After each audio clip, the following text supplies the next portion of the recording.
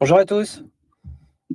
Alors, est-ce que vous m'entendez bien? N'hésitez pas à me le dire dans le chat pour savoir si le son est bon.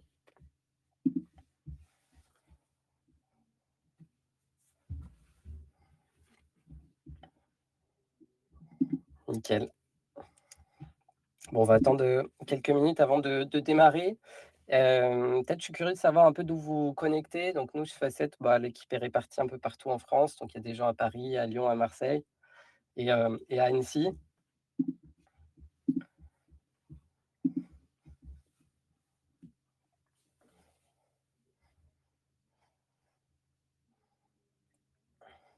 On a des personnes qui nous viennent de Belgique. Allô Corentin.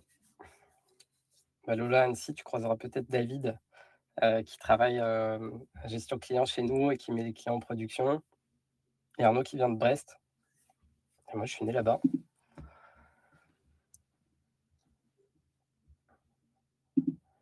Guénaël de Vannes.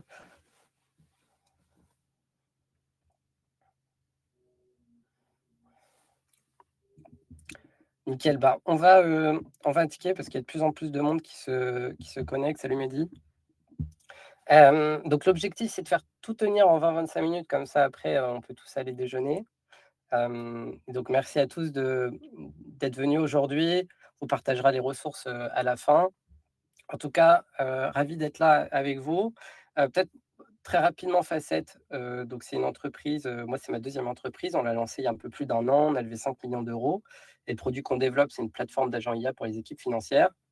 On peut faire tout un tas de choses et régler tout un tas de problèmes qu'on rencontre. On est une quinzaine avec des clients un peu partout en Europe et on commence à en avoir, aux États-Unis. Alors ça va de petites PME, TPE à des plus grands groupes.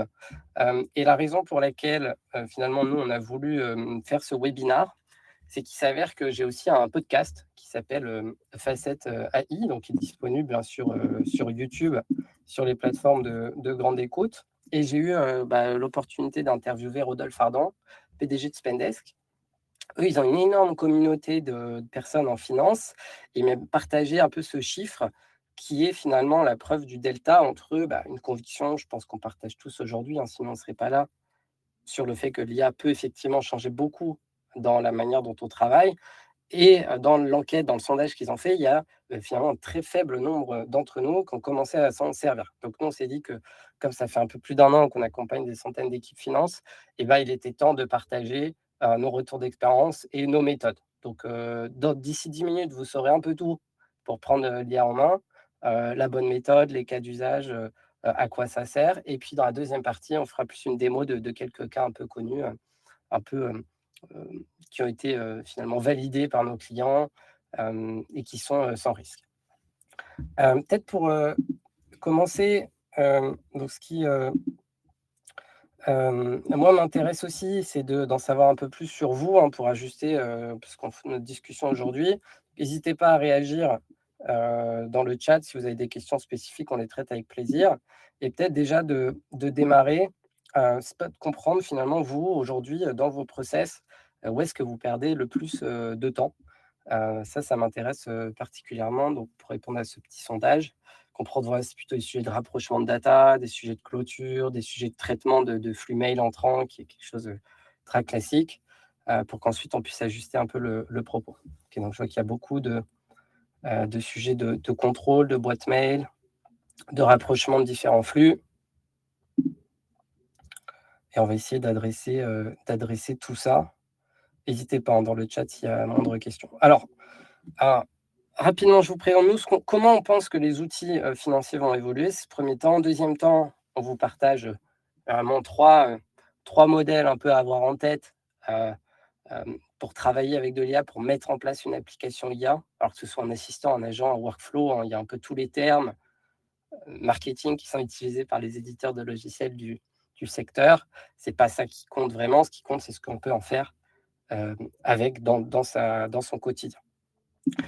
Le premier point, je pense, c'est de partir du constat, qu'on fait tous, c'est que ça fait, des années qu'on a, des, logiciels en place, hem, qui ont un certain nombre de problèmes.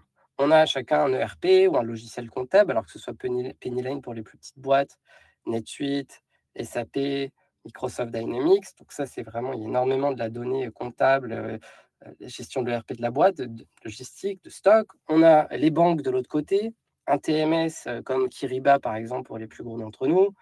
On utilise beaucoup, d'outils finalement de business intelligence et on utilise surtout Excel pour un peu rafistoler tout ça, et essayer de faire le dernier kilomètre, les contrôles qui sont pas faits. C'est souvent, qui finance sont une équipe qui a ressources, contraintes.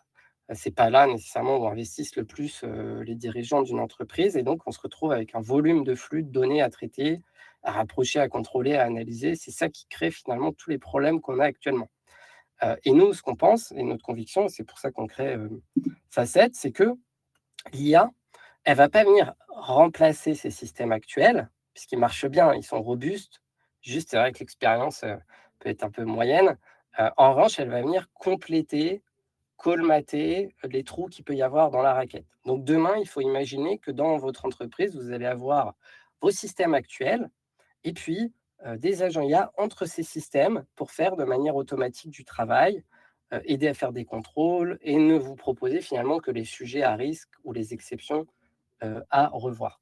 Et nous, c'est ce qu'on fait, chez Facet. Il y a des éditeurs de logiciels qui injectent aussi de l'IA dans leurs propres logiciels, pour améliorer certains, process, qu'ils traitent. Vous avez sûrement dû, je pense, voir ces communications des outils que vous utilisez. Mais en tout cas, nous, on pense que c'est vraiment ça et que les équipes qui, heu s'emparent du sujet, injectent de l'IA dans leur process, elles vont pouvoir, faire davantage, faire plus d'analyses, que de traitement manuel, faire plus de reporting, et donc globalement, la gestion financière de la boîte va être beaucoup plus saine, beaucoup plus fluide et surtout, sans stress. Une fois qu'on a dit ça, c'est le premier point important. Le premier point important, c'est de comprendre que l'IA est mature sur tout un tas de sujets et immature sur d'autres. Et donc nous, ce qu'on vous recommande, c'est de démarrer par ce qui est déjà éprouvé, pour pas perdre de temps, sauf si vous avez énormément de budget et de temps à allouer en R&D. Le point le plus important, c'est de connaître un peu les 4 grandes familles de processus qu'on peut venir, améliorer avec de l'IA. Et nous, on voit que tous nos clients, ils démarrent toujours par ces 4 là, parce qu'ils savent que d'autres personnes ont pu essuyer les plâtres auparavant et ils savent qu'il y a de la valeur. Le premier, c'est tout ce qui va être rapprochement de données et contrôle. Et donc ça peut être entre des bons de livraison et des bons de commande. Ça peut être entre des factures, et des bases de prix négociées. Ça peut être entre des contrats qu'on peut faire en tant que boîte logicielle comme nous, versus ce qu'il y a dans notre système de facturation. Donc il y a énormément de choses, la réconciliation bancaire aussi, qui consiste à rapprocher des flux entre eux et où, les systèmes de règles sur Excel, bah, cassent parce qu'il arrive à faire que 60 du travail et après, bah, il y a des problèmes sémantiques, les noms ne sont pas exactement les mêmes. Parfois, il faut essayer de rapprocher des points de données sur un montant, une date, un nom, et donc c'est à ça q enfin, c'est ça un peu le ce qui permet de vachement améliorer le sujet, c'est que l'IA peut faire des rapprochements, suggérés avec des scores de confiance et ça, c'est très intéressant. La deuxième typologie de cas d'application, c'est tout ce qui va être le travail de données. Donc la catégorisation, la classification, c'est en gros nettoyer des bases, normaliser des bases, peut-être des bases tiers, des bases fournisseurs entre des systèmes ou quand on a plusieurs logiciels comptables dans sa boîte parce qu'il y a plusieurs entités. Ça peut être faire de la classification. Typiquement, si on a envie de voir ses coûts par fournisseur, par équipe projet, et ben parfois, on a besoin de retraiter, la donnée, comptable ou la donnée opérationnelle avec des centres de coûts spécifiques pour pouvoir faire ensuite une slide, et un graphique intéressant de répartition de la donnée. Donc ça, c'est une deuxième grande famille.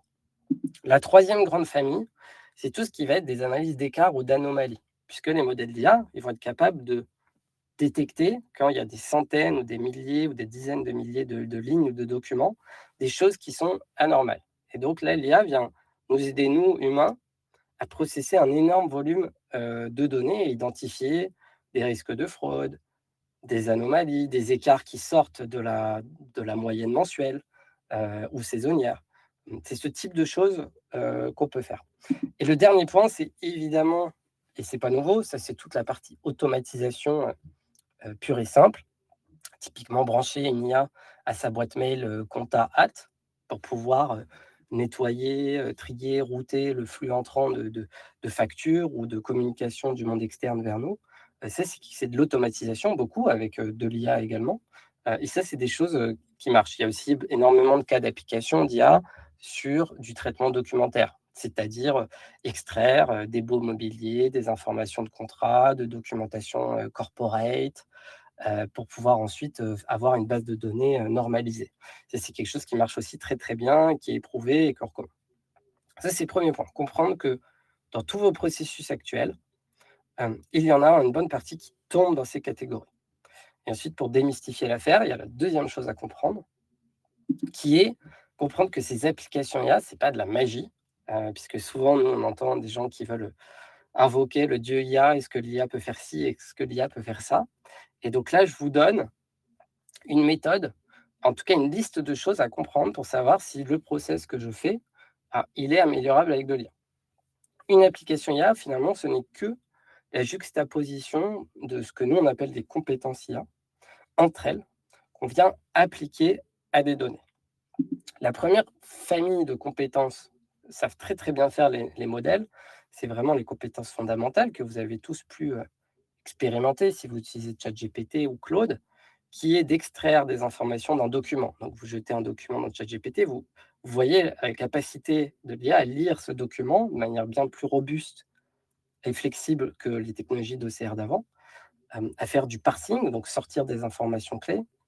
Une autre des capacités élémentaires, c'est finalement du nettoyage, notamment de la normalisation. Les modèles d'IA, les LLM, ça veut dire Large Language Model, à la base, c'est très fort pour gérer du texte. Et donc notamment capable d'aller, comprendre des clauses de renouvellement d'un contrat, des informations, sur les dates d'échéance limite de paiement de facture dans, des documents. Ça permet aussi d'aller, normaliser, des bases. Typiquement, nous, on a un client qui vend, un peu partout en Europe et qui a ses produits qui sont, dans la langue native des différents pays. Donc je te donne un exemple. En France, c'est, le jambon, c'est du jambon. Au UK, ça se dit ham. En Italie, ça se dit prosciutto.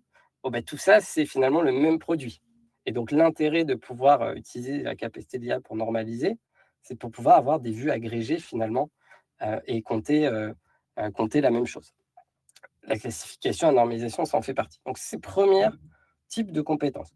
Deuxième type de compétence, c'est la capacité liée à faire des rapprochements entre des bases de données distinctes, à faire de la détection d'écarts, à faire de la détection d'anomalies. Donc c'est la capacité de l'IA à faire sens de 2 sets de données différents et les rapprocher ensemble.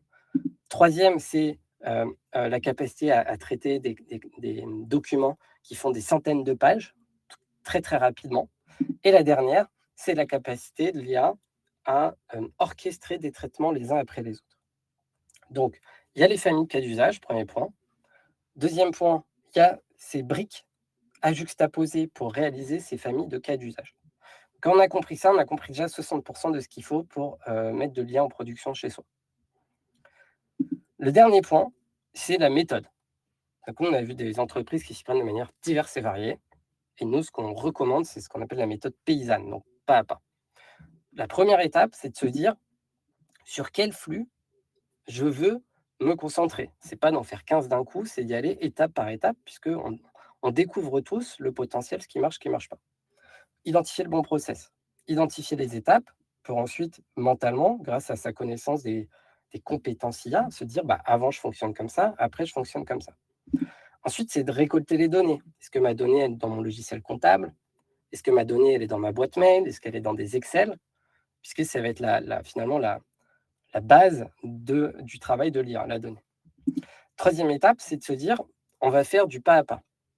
Contrairement au logiciel classique, pour avoir une application IA qui cartonne, qui fonctionne à 92-97, c'est quelque chose d'itératif.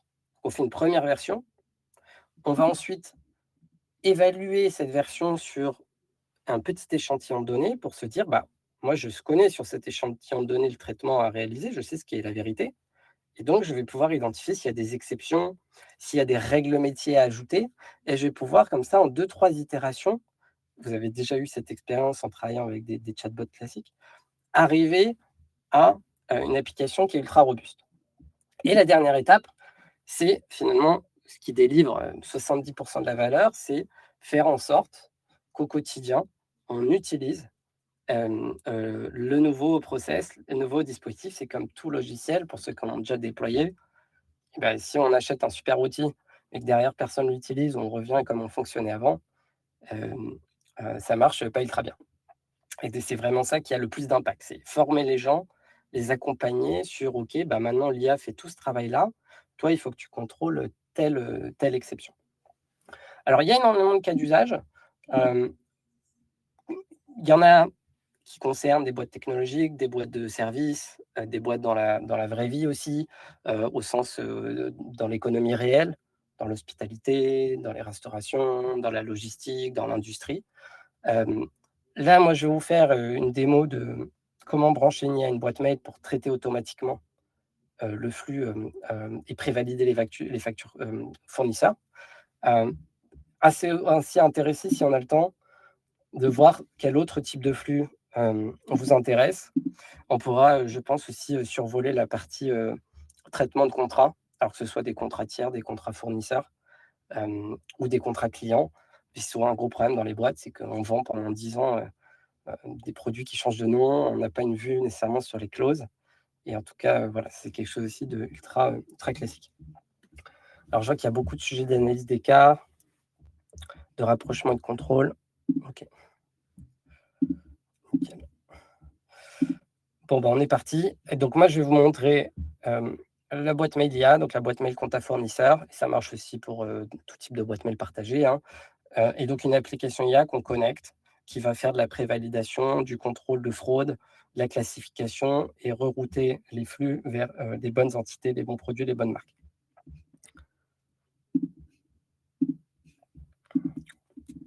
Nickel, bah, bienvenue sur Facette. Donc ça, c'est, la plateforme qu'on a développée, qui est utilisée par tous nos clients. Chaque petite carte ici, c'est une application IA, spécifique. Donc, je vous parlais typiquement de, l'extraction, de contrats et d'analyse. Et bah, là, vous voyez, on a paramétré avec l'aide du chatbot à gauche, hein, et le petit personnage ici, c'est finalement, l'incarnation de notre moteur IA. On a utilisé ce chat pour paramétrer, une table qui permet de faire de l'extraction structurée de contrats. Ça marche sur des milliers, de contrats différents. Et donc typiquement, ici, on a, des PDF, qui sont des contrats qui ont été signés par des clients et nous, ce qui nous intéressait, c'était de sortir tout un tas, d'informations, pertinentes pour avoir enfin une base de données partagée, de vérité. Donc on a paramétré avec l'aide de l'IA, des instructions pour les modèles d'IA. Donc ici, la première des instructions, c'est d'extraire tout simplement le nom, hein, à partir de la colonne comme sur Excel, contrat. Heu, il y a également la capacité d'aller, hem, identifier les sources, donc savoir exactement, de l'information qui est extraite finalement, qu'elle soit auditable, qu'on sache exactement d'où elle vient pour qu'on puisse vraiment l'utiliser. Il y a tout un tas de choses qu'on peut faire, extraire l'ensemble des produits et des prix, aller chercher les montants, directement, sur les contrats pour savoir ce qu'on a vendu, à quel prix. Donc il y a tout un tas de choses qu'on peut faire et hem le chatbot qui est là, il aide à paramétrer pour des gens non techniques comme moi, qui ne sait pas nécessairement, quel modèle utiliser, quelles instructions mettre. L'IA de Facette fait tout pour l'utilisateur, donc il n'y a même pas besoin de savoir comment ça fonctionne. Et il y a aussi, la capacité, je vous disais, à voir, exception par exception et ça, on va y revenir. Si on se concentre sur, la gestion de boîte mail partagée, qui est un énorme problème, très commun, donc cet agent IA, finalement, il permet de transformer une gestion manuelle d'une boîte mail compta classique en un flux automatisé. Donc, l'ensemble des colonnes que vous voyez ici, c'est finalement, heu, on s'est connecté à Gmail, à Outlook, aspiré l'ensemble des informations et ensuite toutes les colonnes en bleu, c'est là où commence à y avoir des traitements. Donc la première étape, c'est l'étape de triage. Typiquement, dans cette étape de triage, nous, on veut pouvoir savoir si c'est un bon de commande, un bon de livraison, si c'est une nouvelle facture, si c'est une relance, si c'est un relevé bancaire, par exemple, qui m'est envoyé, pour pouvoir faire un triage. Et vous voyez que les instructions qui sont là, ça, c'est pas moi qui les ai faites, hein, c'est le chatbot qui l'a fait à ma place, me permet de préciser exactement au modèle ce que je souhaite faire. Deuxième, c'est ensuite de router. Une fois qu'on reçoit un flux, on veut savoir pour quelle entité c'est, pour quel produit, pour quelle, marque. Donc là, il y a un certain nombre d'établissements qui sont paramétrés, et on peut en ajouter d'autres et on peut changer. Ça, c'est un truc qui est très intéressant, c'est, la détection de fraude ou d'arnaque et notamment le risque de phishing. Donc là, on a, de paramétrer, un certain nombre de règles métiers qui nous permettent de se dire: et ben, de pas se faire arnaquer. Donc typiquement, en travaillant avec un client depuis décembre, eux, ils ont reçu une facture, en anglais qui avait l'air, tout à fait, légitime. Donc ils ont payé sans se poser de questions et ça leur a fait perdre 28 000 euros. En fait, l'opérateur en France, lui, il passe, sa 2 heures par jour à traiter, la boîte mail. Il l'a pas vu, il l'a raté. Il s'est pas rendu compte qu'il y avait une arnaque. Ils se sont fait comme ça arnaquer de 28 000 euros. Et donc on est capable d'aller, finalement, identifier, mettre un certain nombre de règles pour faire de la détection, de fraude. Et donc savoir si c'est, légitime avant même que ça rentre dans l'ERP ou le logiciel comptable, savoir si ça fonctionne ou pas. Il y a une vue détaillée pour gérer les exceptions. Donc l'idée, c'est que l'IA fasse 95 du travail après cette phase itérative et qu'ensuite on puisse aller voir, dans le détail, mail par mail, contrat par contrat, peu importe, pour pouvoir corriger et savoir ce qui se passe au besoin. Donc comment ça marche? Il faut comprendre que demain, l'IA fait 90 du travail. Il reste toujours un reliquat d'exceptions, de nouveaux cas ou de moments où l'IA n'est pas sûre. Et donc là, il faut qu'il y ait, l'opérateur qui a la responsabilité, hem, du processus puisse aller, corriger, comprendre, valider. Et c'est comme ça qu'on fait de l'IA finalement en production dans les boîtes. Parce que utiliser de l'IA pour faire un post, LinkedIn, un article de blog ou répondre à un email, il y a plusieurs réponses possibles à ce problème-là. En revanche, quand on est sur des, processus financiers, il y a qu'une réponse, il faut de l'exactitude, il faut de l'auditabilité. Et donc c'est ce genre de système qui permet d'avoir les bonnes interfaces pour les utilisateurs, pour aller corriger, comparer des documents et cetera. Voilà, je vais déjà faire une petite pause, ici, savoir si vous avez des questions, des réactions dans le chat, n'hésitez pas. Le truc qui est peut-être aussi intéressant, c'est d'utiliser l'IA, pas seulement pour paramétrer, mais pour analyser. Donc là, par exemple, une fois que la donnée elle est processée, traitée dans Facette, on peut aller lui poser des questions: «Analyse-moi, la répartition mail reçu». On peut on peut aller demander finalement à l'intelligence artificielle d'aller me faire des analyses. Donc là, il y a une douzaine de lignes, hein, je pourrais le faire manuellement, mais il faut imaginer quand il y a 3, 4 mois, 5 mois d'historique, il y a des choses intéressantes qu'on peut tirer. Il y a des patterns, de reconnaissance, il y a, des anomalies qui peuvent être détectées. Et il y a finalement, une répartition en pourcentage. Donc on peut tout d'un coup passer d'un workflow, opérationnel à, une analyse complète. Donc là, typiquement, qu'est-ce qui se passe? Donc là, sur, 13 emails, il y a 77 qui sont considérés comme sûrs. Je reçois majoritairement des nouvelles factures, beaucoup de sources externes. Alors parfois, ça peut être des sources internes si on a une adresse mail pour les gens de la boîte.